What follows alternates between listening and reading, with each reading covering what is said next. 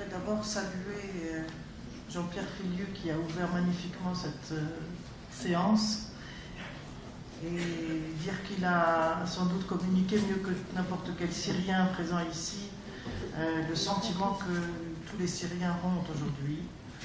Moselle Mahos est un exemple de cette Syrie engagée dans l'opposition au régime Assad depuis toutes ces décennies et mobilisée aujourd'hui aux côtés de tous les Syriens sans considération pour les différences, qu'elles soient politiques ou religieuses, ethniques, qui peut-être préoccupent beaucoup de pays et de gouvernements et d'opinions, mais qui, pour les Syriens, très honnêtement, reste une question secondaire, et que la conscience prise depuis plusieurs mois maintenant du risque de glissement vers ce type d'affrontement fait que la société est en train de développer autant que possible des initiatives sur le terrain pour maintenir les liens, pour qu'il y ait des réseaux de confiance et de contact, de manière à désamorcer les crises. Nous sommes très conscients de ce que le régime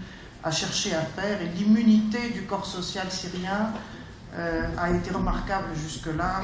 Elle est aujourd'hui atteinte, malgré tout. Si je peux dire quelques mots en réponse à votre question, mais je voudrais aussi rendre hommage à quelqu'un dans un instant.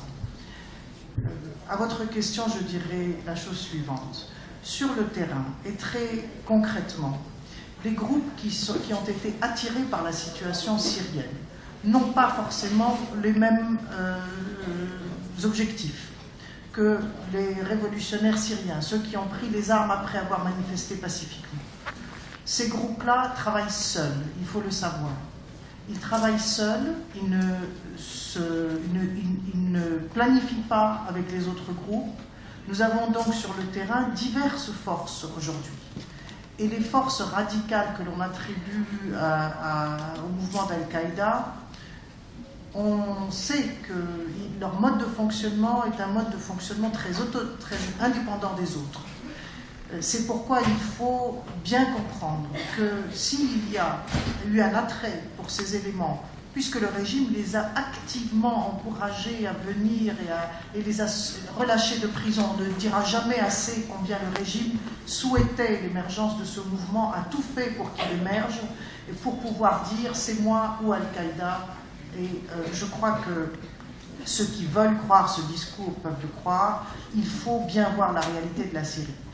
Les autres forces qui sont sur le terrain, c'est toute la société mobilisée. Et ceux les plus silencieux sont ceux qui sont les plus actifs sur le terrain.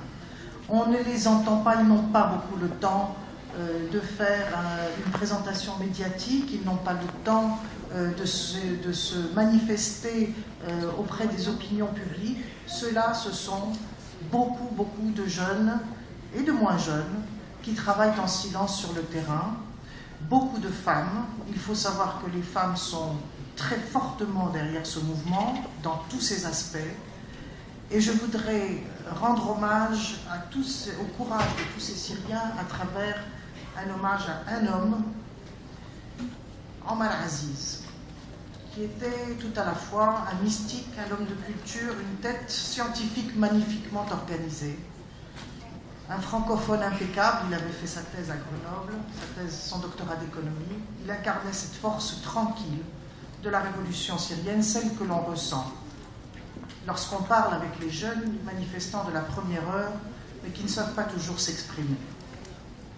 Il est le père des conseils locaux, qui sont devenus le centre d'intérêt de tous les partenaires extérieurs et malheureusement aussi des cibles pour des jeux d'influence divers. Lui les avait conçus dès l'été 2011 comme les supports indispensables de la société civile. Il prévoyait une lutte longue qui aurait besoin de s'appuyer sur des structures alternatives à celles de l'État pour organiser la vie de la population dans les zones qui étaient déjà libérées et qui ne représentaient à l'époque que quelques poches. Il avait présenté un projet complet sur les différentes fonctions et activités de ces conseils locaux, leur attribuant un rôle essentiel dans la préservation de la dimension civile de la révolution et de la paix intercommunautaire. Cela faisait partie de sa remarquable clarté de vue. Il savait précisément où nous allions et le temps que cela prendrait. Mais il avait une confiance immense dans les jeunes et dans les capacités de résistance du peuple. Il m'avait dit un jour, « Jamais les Syriens ne se sont tant aimés les uns les autres. » Ça dénote avec ce que vous entendez sur nos conflits intercommunautaires. Et loin d'être un romantique, il était parfaitement lucide sur les acteurs, les risques, la nature du régime, mais il savait que la jeunesse syrienne irait jusqu'au bout et que les déceptions qu'il avait vécues lui-même tout au long de sa vie ne devaient en aucun cas se répéter. C'était la force de caractère habillée d'une voix et d'un style de la plus grande douceur. Il est rentré en Syrie dans les premières semaines de la Révolution, il vivait à l'étranger et avait décidé de ne plus en sortir. Arrêté le 20 novembre dernier, ses amis ont cherché à avoir des nouvelles. Mais ceux que l'on pensait avaient des relations avec tel ou tel responsable des services de renseignement ou pouvaient servir d'intermédiaire pour négocier une rançon que la famille et les amis auraient volontiers payée, manifestaient une réserve décevante et incompréhensible.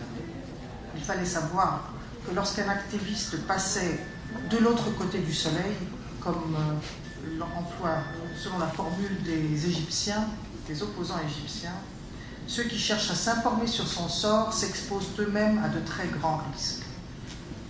Omar Aziz est mort sous la torture la semaine dernière.